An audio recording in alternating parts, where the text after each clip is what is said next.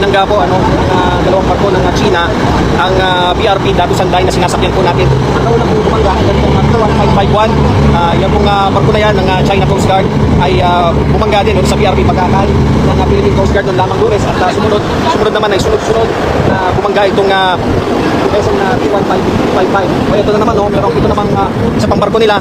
Meron naman pong water cannon ngayon. Talagang ayaw po nila tayong tigilan. Sabi, ito po ang militia vessel.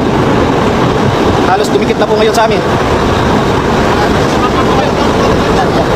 Water cannon. Hindi na po malaman ngayon kung saan kami papanig dito dahil may nagwa-water cannon po. Yan po, nagwa-water cannon yung China Coast Guard na yan. Habang dito naman sa likod,